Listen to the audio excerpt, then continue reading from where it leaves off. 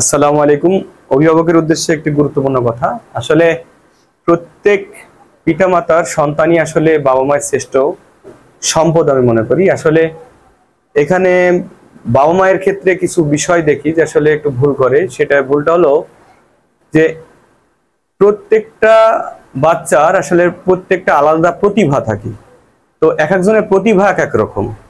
তো বাবা মা অনেক সময় অনেক কিছু চাপায় দেয় যে এটা করতে হবে, এটা হতে হবে, একে ডাক্তার হতে হবে, একে ইঞ্জিনিয়ার হতে হবে, একে ব্যাংকার হতে হবে, মানে এক একটা চাপায় দেয়। আমি অনুরোধ করব প্রত্যেক বাবা মাকে যে আসলে বাচ্চারা কি পছন্দ করে সেটারও গুরুত্ব দেন, এবং ওই যেটা পছন্দ করে সেই পছন্দটা লক্ষ্যে পৌঁছানোর জন্য কি করা উচিত এই বিষয়গুলো আপনার জানা উচিত, এবং আপনি জানবেন যে করে হোক। এবং সেটার জন্য পৌঁছাতে হলেও তো তাকে পড়ালেখা করতে হবে। আপনি তাকে উৎসাহ দেন যে ঠিক আছে বাবা, তুমি এটা হতে চাও, তাহলে তোমাকে তো এই পর্যন্ত এই পড়ালেখাটা শেষ করতে হবে, করার পরে তুমি এর পরের ধাপে যাবা। আমরা দেখি বেশিরভাগ শিক্ষার্থীরা খেলা পছন্দ করে, কেউ ফুটবল, কেউ ক্রিকেটে। কিন্তু ক্রিকেট বা ফুটবল খেলা পছন্দ করলেও কি তারা পড়ালেখা না করে করছে নাকি?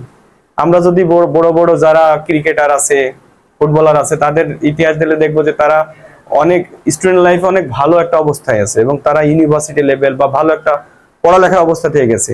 তো আমি অনুরোধ করবো প্রত্যেক বাবা মাকে যে আপনার সন্তান যেটা পছন্দ করে সেটারও গুরুত্ব দেন, যদি সেটা গুরুত্ব দেওয়ার মতো হয়। তো আশা করতেছি যে এই বিষয়টা ছোট হলেও আমার মনে হয় বাচ্চাদের ক্ষেত্রে, এখন বর্তমান বাচ্চাদের মানুষ করার ক্ষেত্রে এই বিষয়গুলো খুবই জরুরি। ছোট ছোট ব্যাপার কিন্তু খুবই গুরুত্বপূর্ণ।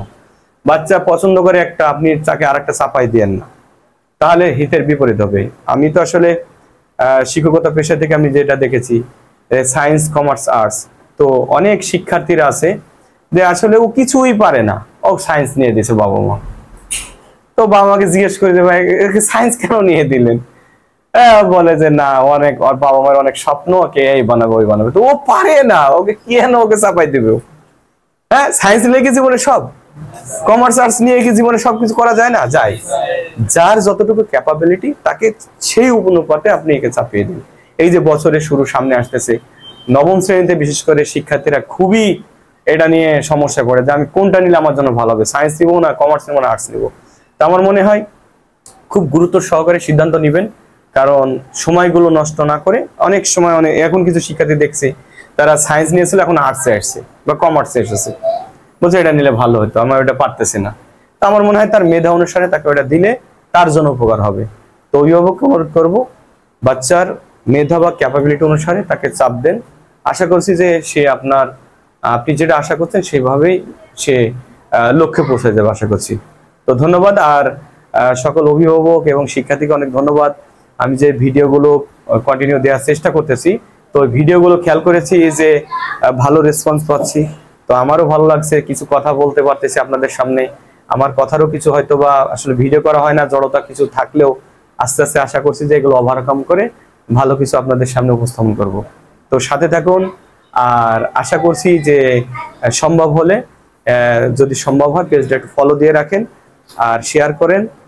তাতে আশা করছি যে অন্যেরও উপকার হবে। ধন্যবাদ সবাইকে।